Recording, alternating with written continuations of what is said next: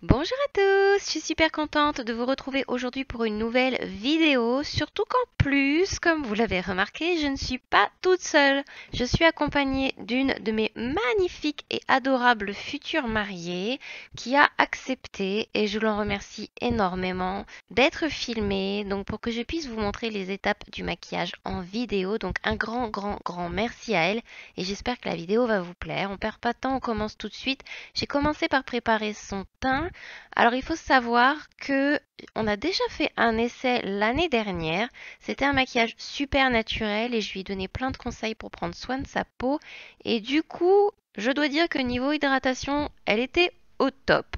Donc, préparation avec mes nouveaux produits It Cosmetics. Il y a la lotion 4 en 1, je crois, pour nettoyer et hydrater le visage. Ensuite, j'ai mis la crème pour les yeux et la crème, celle qui vient en pot. Je vous mettrai de toute façon tous les produits en barre d'infos. Et j'applique tout ça sur son visage. Donc je place ensuite sur le visage un peu de la base correctrice de couleur verte de chez Make Up Forever. Alors il faut savoir que elle a un reste de léger mélasma sur le front et elle a des rougeurs diffuses sur le centre du visage. Je n'aime pas pour un maquillage de mariage, comme il doit y avoir de la photo et comme il doit y avoir aussi de la vraie vie. Du coup, j'essaye de faire une seule correction à la fois plutôt que de cumuler énormément de produits sur le visage et plutôt que d'en mettre trop en fait. Parce que c'est pas de la photo et s'il y a trop de texture, en vrai, ça va se voir et ça fera pas joli. Donc voilà, le secret c'est de choisir la correction principale que vous voulez faire si vous voulez garder un teint bien corrigé mais quand même que ça reste naturel. Ensuite, je prépare ses yeux avec deux bases. Une vraiment pour paupières grasses, donc la MAC. Et après, je vais unifier avec le stick de chez Sigma, qui lui aussi plutôt pour peau grasse. Je veux cumuler les deux et d'une pour avoir un petit peu de couvrance et de deux pour être sûr que ça tienne très bien parce qu'elle a les paupières vraiment très grasses. Donc j'en applique surtout là où je veux que soit corrigé, donc plutôt sur la paupière mobile. Et après, j'estompe de plus en plus vers les sourcils en évitant de mettre trop de matière en fait sur les sourcils parce que comme c'est un produit qui est quand même assez épais et opaque, si vous en mettez trop, ça peut s'accumuler et pas faire joli sur les poils. Je vais commencer maintenant à ajouter de la couleur sur ses yeux. Donc je vais utiliser la première couleur, celle qui est plus entre transition et médium. Disons que c'est une couleur moyenne mais qui se travaille très bien en couleur de transition et qui est possible d'intensifier. Donc en fait avec cette couleur, je vais d'abord la placer sur le coin externe de l'œil et après je vais au fur et à mesure tapoter et étirer pour avoir quelque chose de plus transparent et que je puisse comme ça matifier un peu le reste de ma base, donc sur tout l'œil. Donc je l'étire bien, j'en mets partout. Maintenant, je vais intensifier la couleur avec une couleur un peu plus sombre. Donc je prends un nouveau pinceau propre avec ma nouvelle couleur. C'est un estompeur qui est un peu plus plat et je vais tapoter, le poser en premier à l'endroit où vraiment je veux que ce soit le plus intense et après je tapote autour et j'étire pour estomper, pour commencer à l'estomper. Et j'ai toujours un pinceau avec la couleur d'avant en fait, sans rajouter de matière pour m'aider à estomper.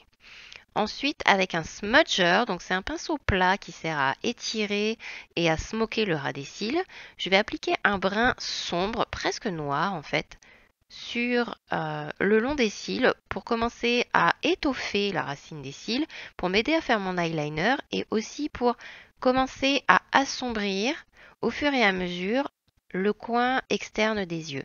Je repasse toujours avec mon pinceau encore de celui juste avant, avec la couleur d'avant encore, pour m'aider à estomper. Et comme ça, je rajoute au fur et à mesure un peu ma couleur sombre et j'estompe et je rajoute un petit peu et j'estompe jusqu'à ce que ce soit aussi intense et sombre que j'en ai envie. Une fois que je suis contente du résultat, que je suis contente de moi, de l'intensité que je veux donner au maquillage, je vais maintenant utiliser un fard satiné. Alors celui-ci, il a un petit peu des nacres quand même. Donc il faut le tapoter, mais quand même l'écraser un tout petit peu quand il est appliqué. Et je vais le placer sur la bonne moitié de l'œil en fait, en montant assez haut quand même pour que quand elle ouvre les yeux, on puisse voir un petit peu ce côté qui brille quand même. Ensuite, je vais utiliser mon eyeliner gel avec une petite goutte de Duraline. Je vais faire ma patouille et je vais faire mon trait déjà le long des cils. Ensuite, je vais la faire regarder droit devant. Je l'ai dirigée avec mon pinceau pour ça, pour pouvoir faire en fait mon tracé pour que l'eyeliner soit joli yeux ouverts. Et après, je vais continuer à le faire yeux fermés. N'hésitez pas, j'ai une vidéo sur la technique de l'eyeliner quand les paupières sont tombantes. Je vous mets le lien en barre d'infos. Ensuite, je nettoie et j'étire mon trait avec un pinceau plat et un peu de crème pour les yeux, la même que j'ai utilisée sur ses yeux au début à la préparation.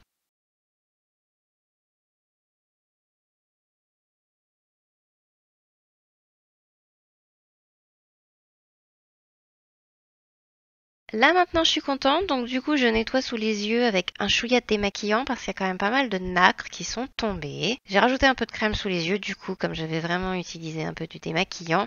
Et là j'ai décidé entre temps que j'allais fumer en fait le long de ces cils le trait que j'avais fait, donc j'en rajoute un petit peu, je l'ai estompé et je repasse un peu de ma couleur intermédiaire pour pouvoir le fumer un petit peu. Donc il est fumé le long des cils et il est un peu plus net sur le coin externe. C'était un test et ça lui a beaucoup plu, donc on va rester sur ça pour le jour J.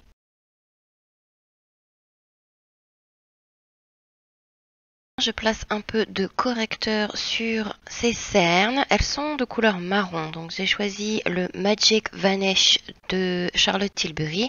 Il est pêche, mais un tout petit peu plus rose que mes autres correcteurs, ce qui est parfait pour corriger les cernes marron. Et je mets vraiment la matière uniquement là où il y a la couleur à corriger. Je n'étale pas ça partout sur son visage. C'est vraiment juste pour corriger la couleur.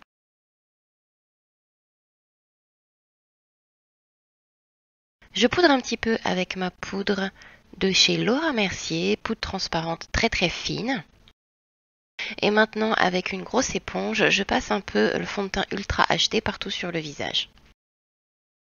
J'aime beaucoup le fond de teint Ultra HD parce qu'il est pas trop couvrant et il est quand même vraiment unifiant. Il est vraiment parfait en fait pour toutes les peaux normales à mixtes. Il est super joli sur le visage. J'adore le poser sur mes mariés et comme là elle a parfaitement bien hydraté sa peau et que sa peau est globalement en forme, il est vraiment nickel pour son visage. Je corrige un petit peu maintenant avec un petit peu de correcteur certaines zones du visage. Je mets vraiment un tout petit peu sur l'endroit ciblé et j'estompe autour pour le fondre avec le reste du teint. Avant de passer à l'anti-cerne et à illuminer son visage, je vais maintenant procéder, on va dire, au placement. Je vais réchauffer son visage et je vais placer de la pénombre. Je veux pas une ombre super intense, le but n'est pas de faire du contouring, mais je veux légèrement structurer quand même. Donc je vais faire un peu de la pénombre, j'aime bien appeler ça comme ça, c'est-à-dire donc je vais utiliser uniquement du bronzer. Là il s'agit du nouveau bronzer crème de chez NARS, je vous en parlerai bientôt dans une vidéo. J'ai commencé à le tester, je l'aime beaucoup et du coup je l'ai mis dans mon kit. Là, par rapport à la forme de son visage, je vais principalement placer ma pénombre donc sur son front qui est quand même assez grand et sous sa mâchoire, donc au niveau du menton. Et je vais en mettre aussi très légèrement sur les tempes et sur un peu sous la joue pour structurer un petit peu.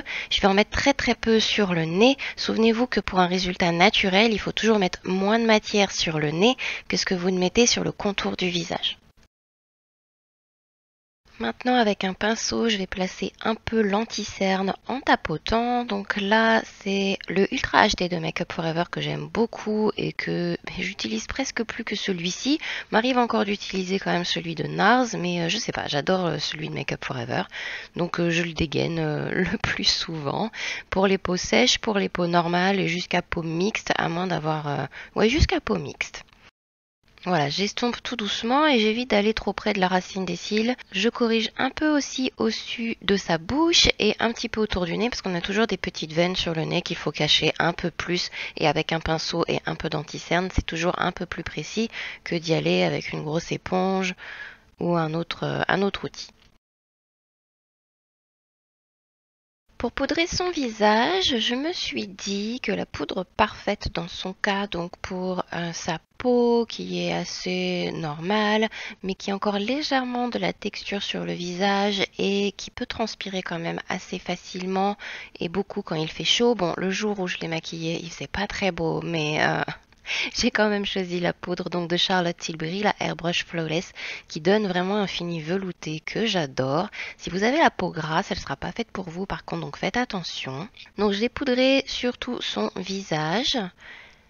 Et après, je suis passée au bronzer. Donc quand j'ai poudré avec la poudre Charlotte Tilbury, j'ai évité quand même les contours pour éviter trop de poudre sur le visage. Et là maintenant, je passe sur les zones où j'ai mis ma pénombre tout à l'heure, donc le bronzer avec le bronzer poudre de Make Up For Ever, le Pro Bronze Fusion, et j'en mets aussi un peu dans son cou et je vais en mettre aussi sur son décolleté pour faire raccord en fait. Comme elle avait les épaules qui étaient très bronzées, j'ai mis un peu de couleur aussi sur son buste, du coup pour faire raccord avec l'ensemble et avec le visage.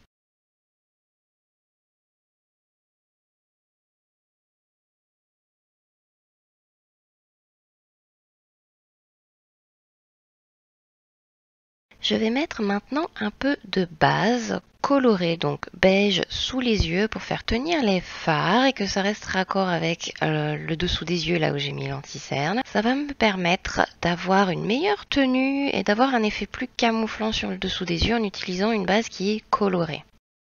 Je vais prendre un tout petit pinceau et la couleur marron que j'ai précédemment utilisée. Je vais juste garder la couleur intermédiaire pour faire un léger ombrage sur le coin externe. Et ensuite, c'est le classique, recourber les cils et mettre du mascara. Sur mes clientes, j'utilise toujours le cil sensationnel waterproof de Maybelline que je trouve absolument génial.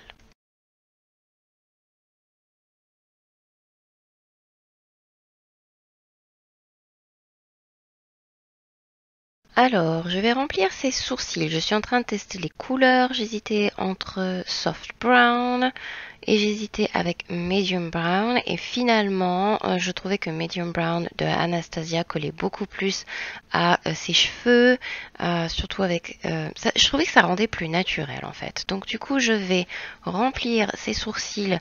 Elle a de beaux sourcils, une belle forme, mais les poils sont très très fins et assez clairsemés. Donc du coup, ça permet de leur donner un peu plus de présence. En photo, ce sera beaucoup plus joli. Et surtout, comme elle a choisi un maquillage qui est quand même assez intense, il faut que les sourcils encadrent correctement le maquillage des yeux. Ça permet d'avoir un visage plus présent. Il ne faut pas faire une couleur trop foncée parce que ça peut donner un air aussi assez sévère. Donc faites attention à la couleur des sourcils que vous allez choisir.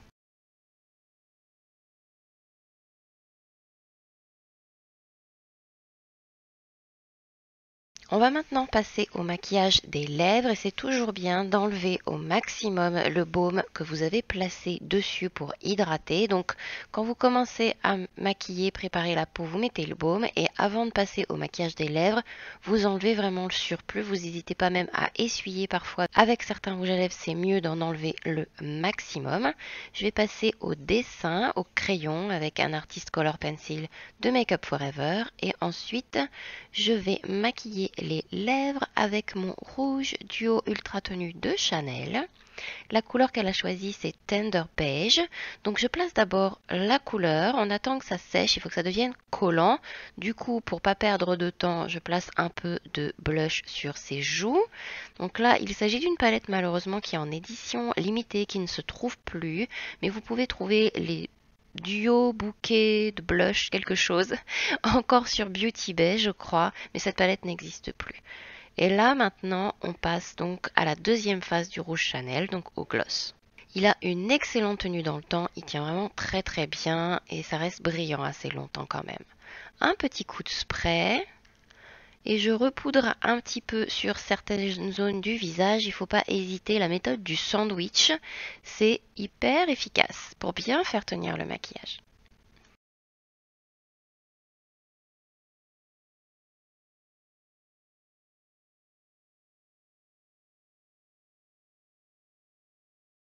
Voilà, c'est terminé. J'espère que ce moment en notre compagnie vous a plu. Le maquillage, en tout cas, lui a beaucoup plu. Je la remercie encore pour avoir accepté d'être filmée pour ma chaîne. C'est vraiment adorable de sa part.